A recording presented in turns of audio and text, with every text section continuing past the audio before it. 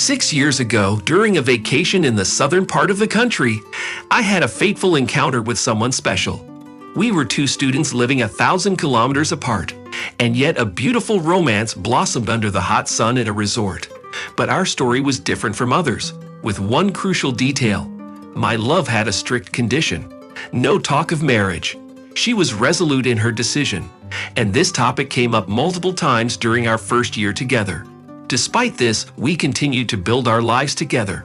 Marinka, as I fondly called her, was a remarkable partner. She was a talented cook, but she didn't rush into having children. However, our journey wasn't without its challenges. We faced a painful setback when Marinka suffered a miscarriage. The grief weighed heavily on both of us, and one day, I came home from work to find her gone. Her belongings were nowhere to be found in the apartment, and the absence of her comforting presence made it painfully clear that she had left. To add to my confusion and heartache, I discovered that Marinka had blocked me on all social media platforms, and my attempts to reach out to mutual friends or her parents proved fruitless. Everyone seemed clueless about her whereabouts, leaving me in a state of mental disarray. Realizing that I needed some time to recuperate and find clarity, I decided to request a vacation. Though my boss wasn't pleased, he reluctantly approved my application. After days of searching for Marinka, she eventually called me herself, wanting to explain her actions and put an end to my incessant inquiries to her loved ones. We agreed to meet at our favorite cafe in 2 days. Sitting across from each other, it felt strange to be in each other's presence, almost like we were strangers. The distance between us had grown, with me having moved to another city. As soon as Marinka sat down, she blurted out, "Stop looking for me. It's over between us. You don't deserve me." Surprised and unable to hold back, I reached out my hand towards her, but she pulled away abruptly, grabbing her cup of coffee and drinking hastily. "Nervous?" I asked, concerned. She attempted to smile, but it came out as a tense grimace. "Anyway, I love someone else, and I'm getting married," she declared. "What?" I managed to say, feeling like I was speaking in a dream. The ground seemed to vanish from beneath me. "So you didn't want to marry me," I added. "I did," she responded. "But you never proposed after I got pregnant." What else was I supposed to think? Confused and trying to comprehend her words, I asked, "And the miscarriage?" By then, the other girl had already divorced and divided the property, while I would still be left hanging. Love and marriage provide certainty for the future.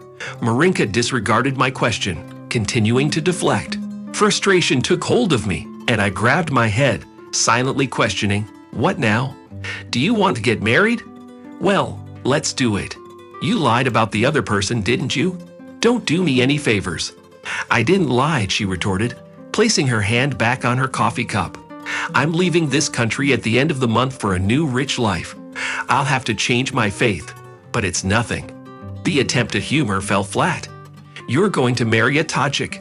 I asked. "No, a Turk I met online a year ago. He finally called me to join him," she replied, matter-of-factly. "A year ago? Have you been secretly sneaking around behind my back for a whole year?" I questioned.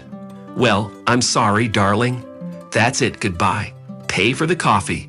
Be a man." She dismissively gestured towards the cup, grabbed her purse from the table, and made her way towards the exit. I was left standing there, staring after her. It seemed karma had finally caught up to Marina, seeking revenge for her past actions. Years passed, and I chose Turkey once again for a vacation. The sea, sand, girls, and a hotel with all-inclusive amenities. At night, a different side of the country's tourist hospitality is revealed. Little did I expect to encounter my ex-girlfriend among the women working there. But to my surprise, Marina seemed revived upon seeing me. With an animated stride, she quickly approached me in her stripper attire. Her figure remained unchanged, but it was unpleasant to see her in such a profession. "I'm so glad to see you," she exclaimed. The music in the club was blaring, making conversation difficult amidst the crowd's noise. "You're alone. Let's go to the bar. Can you buy me a cocktail?" Marinka beamed, flashing her teeth, and tugged at my sleeve, leading me towards the bar. I ordered a cocktail for her and a coffee for myself. "So how's your husband?" I inquired, taking a sip of my hot beverage. He cheated on me. The ex sighed. I gave birth to his daughter, and he took everything away from me in the divorce. Look at what I've become. I'm stuck and can't even see my own daughter. Yeah, these things happen. I sympathized with her. And the other day, I had a dream about you. I was reminiscing about how good we were together. It must be fate. You're the one who came for me. Don't you feel it too? She asked. This caught me off guard. History seemed to be repeating itself. Marinka rambled on, the conversation taking a downward spiral. You know, we should get married back home. That way, I have a chance to regain custody of my daughter, she suggested. What does that have to do with me, Marina? Are you out of your mind? You left me, and now you see me by chance during your vacation, and you're looking for a way to use me. I retorted. But I love you, she replied, causing me to be taken aback. At that moment, Marina burst into hearty laughter, declaring her love from behind the bar in her stripper costume. I should have captured the scene in a picture and sent it to her parents. I stood up from my chair. Where are you going? My ex exclaimed in surprise. Pay for the coffee. I waved my hand towards the cup. You owe me that much. Without looking back, I left.